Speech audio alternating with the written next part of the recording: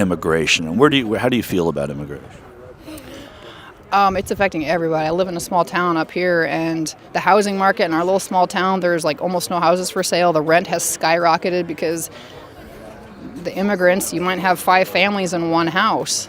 They're starting to charge by the head for rent, and it's making all of our stuff more expensive. I think our school system it's hard to teach kids that speak English when you have to pay attention to the kids that don't speak a lick of English. It's just hard. We don't have the money for that. Again, I'm in healthcare. We're seeing chickenpox. I haven't seen chickenpox ever in my healthcare career, but we're seeing that now because I guess we don't care if they're even immunized anymore. We were forced to get the COVID jab, but they come across, it doesn't matter. Now, see, this woman right here might pick up the world record for most lies in 30 seconds. But see, I don't know if we could safely call it a lie because she don't think she lying. She thinks she telling the truth. Donald Trump said a few weeks ago, he said, immigrants are spoiling the blood of America. How did you hear that? I took that as the blood of America is how we think, to me. Patriotism, I love this country. Trump last week said, or maybe it's 2 or 3 weeks ago, said that immigrants are spoiling the blood of the country. How do you hear those remarks?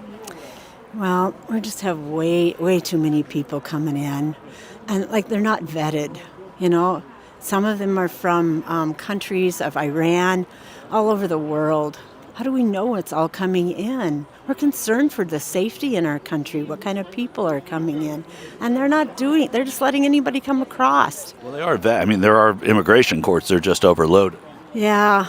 And I kind of have to chuckle about Governor Abbott busing loads of immigrants to Chicago when they say they're a sanctuary city. Okay, well, you said they could come, and now they're all upset about that, but they kind of deserve that.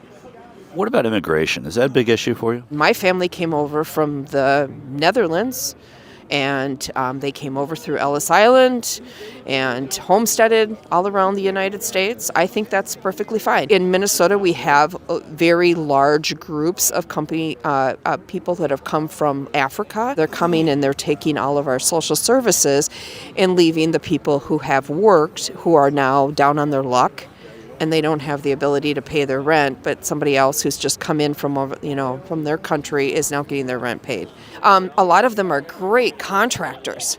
They got some great skills. We've had a ton of natural disasters that have, tore down houses, and you go to find a roofer, and that roofer wants to charge you $30,000, and then you have a group of very skilled workers that are willing to come in and do it for the $15,000 that the insurance would, and they do a better job. What Donald Trump has said about some immigrants, about what immigration is doing to the country, and I'm paraphrasing here, but sort of saying poisoning the well of America in a way, and who we are and our national definition. Do you associate yourself with those remarks? As far as I'm concerned, yes, we do have some issues in some of our communities where people have come in and their way of life is starting to make it seem that the way of life in the United States is not correct and their way of life needs to be put as top priority.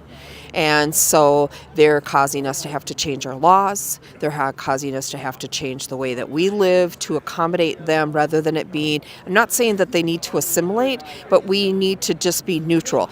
If we have a bathroom, you use the bathroom like the rest of the country does. You don't use the bathroom how you feel like you should use the bathroom and then leave it so it's unsanitary for the rest of us because that's how you choose to do it. And there are certain cultures that just didn't have the facilities the way that we did, so they come over and use the facilities like they did in their country, and then it leaves it very unsanitary for the rest of us.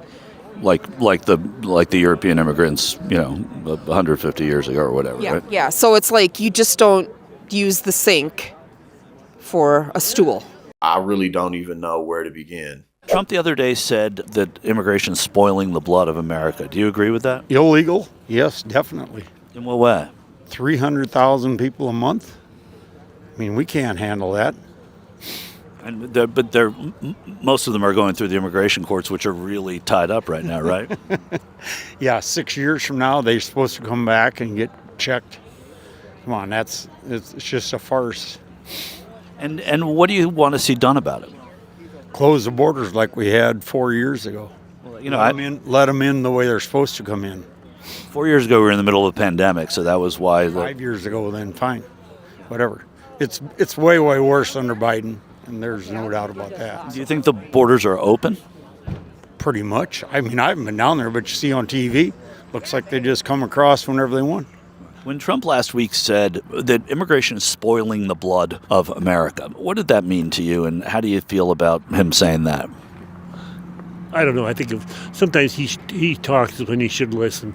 I think he talks a little too much. Listen, immigration certainly is a big issue. It's always going to be a big issue. But one of the things that always cracks me up was when people who, like live super far up north or in a state like Idaho or a state like Iowa that's like almost 100% white. There ain't nothing but white people up in Iowa. They're like, oh, the immigrants are coming through the southern border. They're just charging over. They're bringing all these drugs and they're taking our jobs. And like, when was the last time any of you people even saw someone that was darker than me? You know what I'm saying? I'm about as light-skinned as it gets. I'm biracial. I'm half black, half white. You feel me? So on the spectrum of blackness, I'm about as light-skinned as it gets.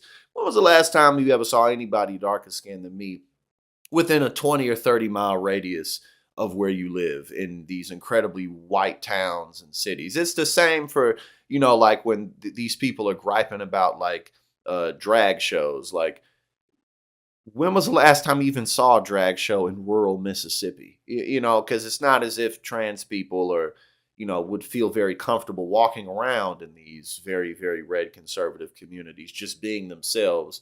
Because, so it's like these people sit around and complain about things that they only see on a computer screen or that they only see on Fox News when Fox News tells them that, they got all these children at drag shows and all the immigrants. But obviously, there's a lot more to say about this, but it's just always cracks me up. It's like, you people ain't around nothing but whitey, white, 24/7. And you worried about some brown immigrants that you never see. And the ones that you do see, you be there every Friday to eat up the enchiladas and the margaritas.